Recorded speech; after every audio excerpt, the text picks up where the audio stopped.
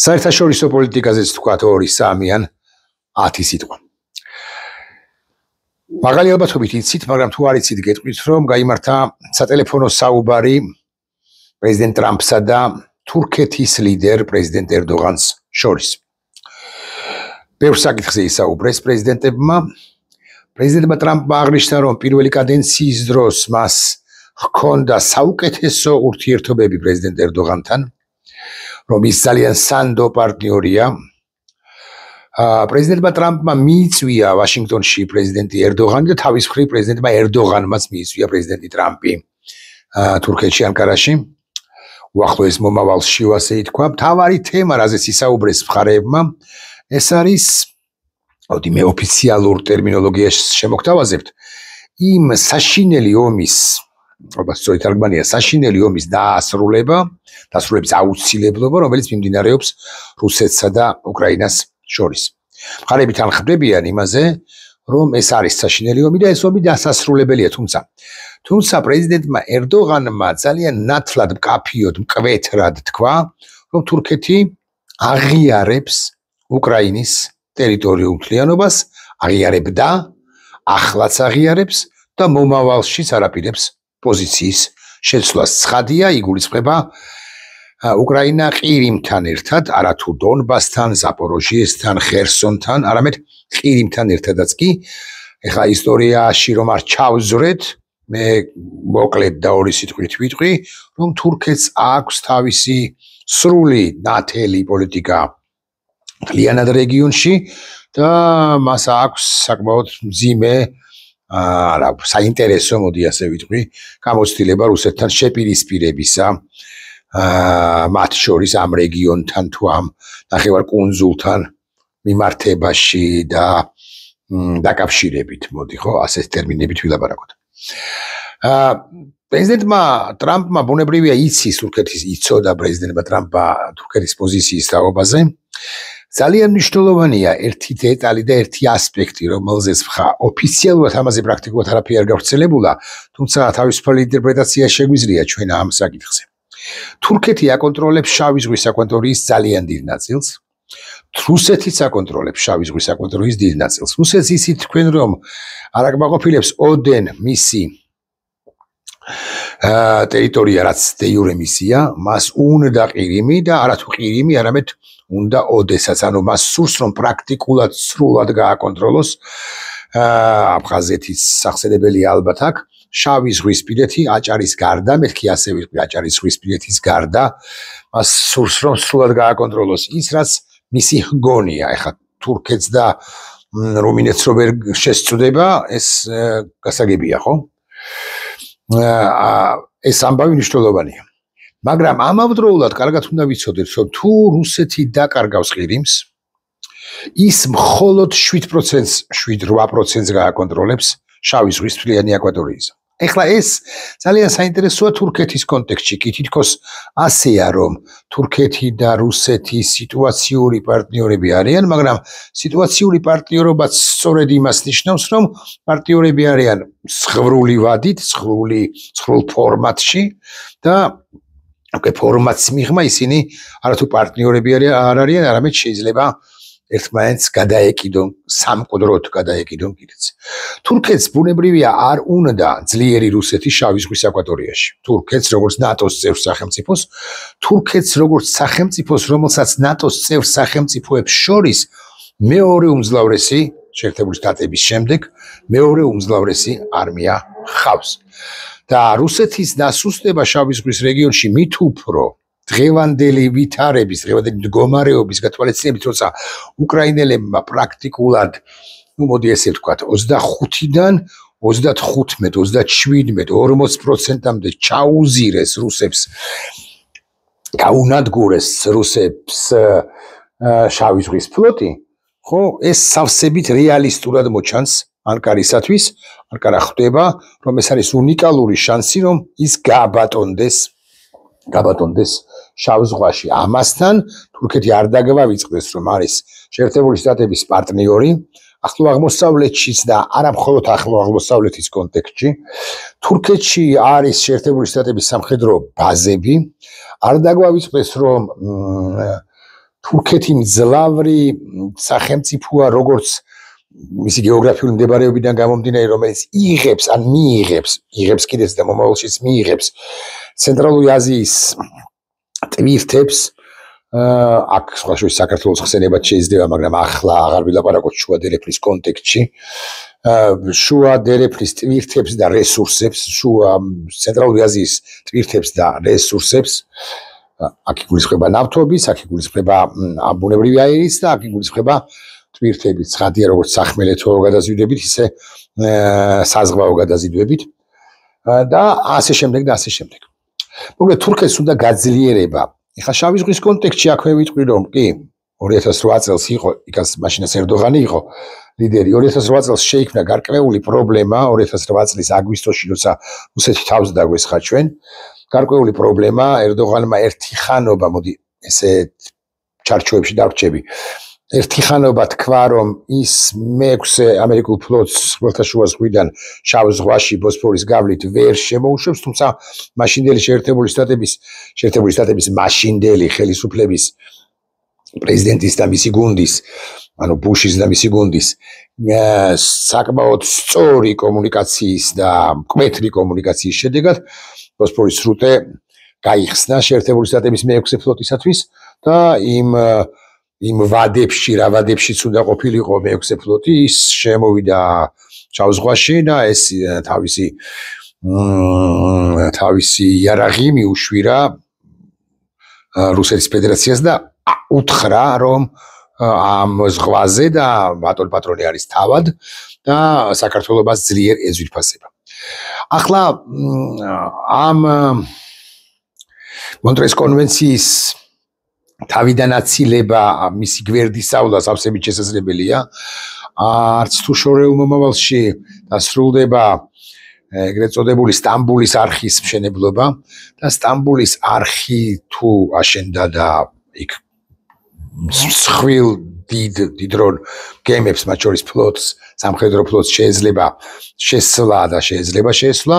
ამის შედეგად ეს მონტრეს კონვენციის ის მუხლი, რომელიც 21 დღეზე მეტხანს ყოფნის უფლებას უკრძალავს სამხედრო გემებს შავ ზღვაში, ეს პრაქტიკულად იქნება დასავლურ გემებს უკრძალავს შავ ზღვაში, ეს პრაქტიკულად იქნება უგულებელყოფილი, უბრალოდ გვერდავლილი.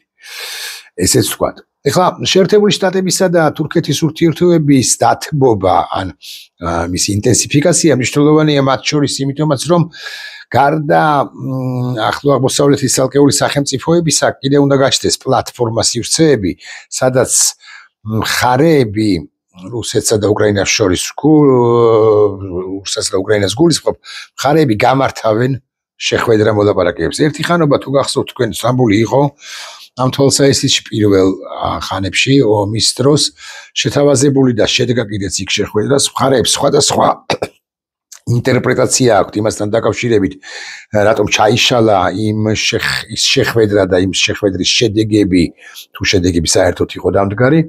ყველაზე სარწმუნო ვერსია მაინც არის ის, რასაც პრინციპში გაგიკვირდება და ავრცელებენ რუსები. ამას არც არავინ არ უარყოფს საბოლოო ჯამში, რომ ამ პროცესში ჩაერია კოლექტიური დასავლეთი, რომელმაც ძალიან სწორად, ძალიან მართებულად თქვა, რომ არანაირი მშვიდობა უსამართლო, არანაირი რუსეთის სურვილუკების დაკმაყოფილება, რომ ეხა ის ჩემია და ის შენი არ არის და ასე შემდეგ, ახ ეხლა არ გამოვა.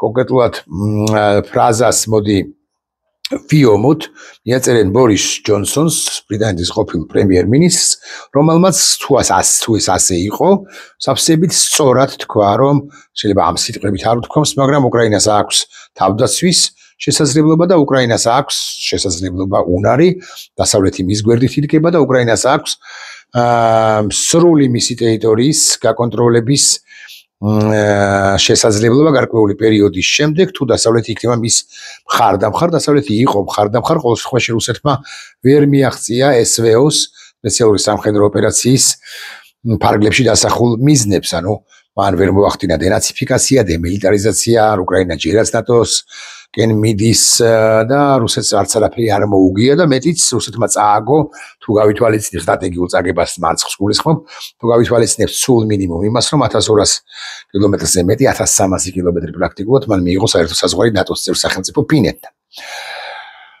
ხო, თურქეთი ჩვენთვისაც ძალიან მნიშვნელოვანი სახელმწიფოა, უშუალოდ ჩვენთვის ის არის, ვარემ ვიტყვი, ერთადერთი სახელმწიფო, რომელსაც აქვს აღიარებული ჩვენი საზღვრები, აი ამ ფარგლებში, რაც ესაზღვრება თურქეთს, ცხადია ამას გულისხმობ, პირველ ყოვლისა. სხვა არც ერთი სახელმწიფო ხარ რუსეთი გასაგებია რომ არ აღიარებს ჩვენს საზღვრებს და შემოჭრილია ჩვენს ტერიტორიაში, დე იურე ტერიტორიაში, სამწუხაროდ ვერ ხერხდება ამ წამამდე ვერ ხერხდება აი ამ გამყოფი ხაზები არასწორი სიტყვა დელიმიტაცია, დემარკაცია საზღვრებისა სომხეთთან და აზერბაიჯანთან.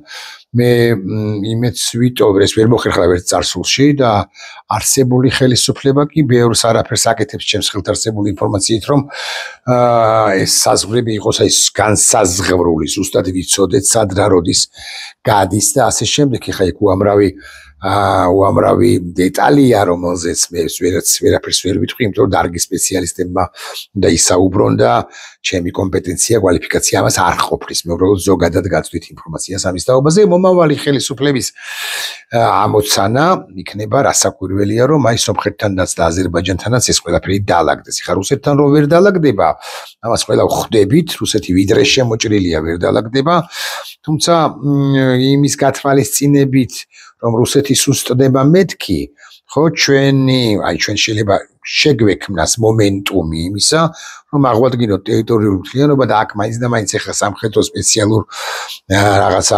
ოპერაციას ან რაღაცა ძალისმიერ მეთოდებს სულაც არ გულისხმობ, მე გულისხმობ იმ სწორი სტრატეგიის აწყობას აფხაზეთთან და ცხინვალის რეგიონთან მიმართებაში, რომლის შედეგადაც ტერიტორიული მთლიანობა აღდგება, თუმცა ამის შემდეგაც ცხადია ძალიან ბევრი აღმართი გვექნება ასავლელი,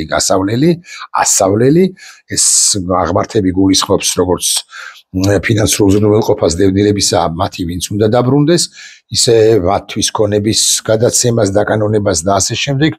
ამავდროულად ეს ყველაფერი ისე უნდა მოხდეს, რომ არ უნდა იყოს შელახული ადგილობრივი ახლა რო ცხოვრობენ მათი უფლებები და მთელი ორმტრიალი გველის იმ შემთხვევაშიც კი თუ ჩვენ ტერიტორიული მთლიანობის აღდგენის პერსპექტივა დაგვეცემა აი მაკობახიძემ კი არა გვარია ის პაპუაშვილი ხო პაპუაშვილმა რო თქვა მართლაც იური მანანასავით და შესაძლოა დაგვეცეს ანუ მომენტუმი შეიძლება გაჩნდეს ამ თემისკენ კი არ ვუხმევ ეს ცალკე ბლოგის და ცალკე მსჯელობის საგანია მაგრამ უბრალოდ სიტყვა მოიტანა და დაუბრუნდეთ თურქეთ შეერთებული შტატების ურთიერთობას რეგიონში ახლო აღმოსავლეთის გულისხმობ აქ ამ შემთხვევაში ჩვენ ძალიან საინტერესო პროცესები მიმდინარეობს ხო ეხ ყველა კარგად ვიცით იქ არის ირანის პრობლემა იქ არის ხუსიტების პრობლემა უამრავი თემა და ამბავია ხო მაგრამ ჩვენ ასევე ძალიან მნიშვნელოვანია რომ არ მოხდეს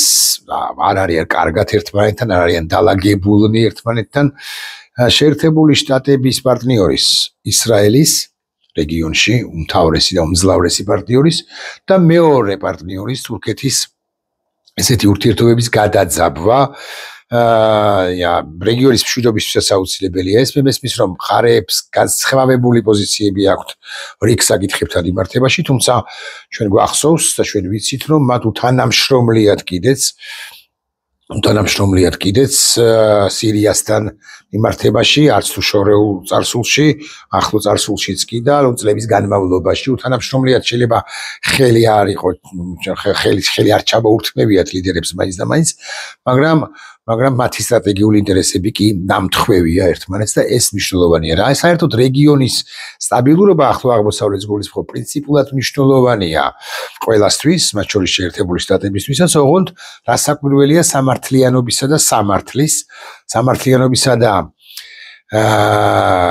ღირსეულობის თუ ღირსების შენარჩუნების პრინციპზე დაყრდნობით და კიდევ იმის გათვალისწინებით და იმ პრინციპებზე დაყრდნობით რომ რეგიონის ძალიან მძლავრი სახელმწიფო რეგიონის მასშტაბით მძლავრი სახელმწიფო ირანი კიდევ უფრო არ გამძლავრდეს და მომძლავრდეს იმიტომ რომ ისედაც არ არის ეხა ეს რეგიონი ესეთი არაფეთქებად საშიში და ირანის მოძლიერება გამძლავრება, ამისი ცალკეული ალიანსები, როგორც ჩრდილოეთისკენ, ისე რეგიონის მასშტაბით, შეიძლება იყოს იქცეს დიდკი თავის ტკივილად, სხვა შორის არა მხოლოდ შეერთებული შტატებისთვის გაგიგირდება და ვიტყვი, რომ თურქეთისთვისაც კი in general გენერალური კონცეპტუალური გენერალური თვალსაზრისით. უკრაინაზე ვილაპარაკეთ შეერთებული შტატებისა და თურქეთის ურთიერთობაზეც ვილაპარაკეთ, საქართველოს ამასობაში გაურიეთ შიქ საქართველოს ბეჭედია ბაჯაღლო, ხო და თბილისში ჩასმული ბადახში. თბილისი არაფერი არ გვისაუბრია, თბილისი რა უნდა გითხრათ. ხო, აი ეს ამბებია და მოკლედ ნახოთ. ხო, ნახოთ, არ ვიცი, ნახვამდის.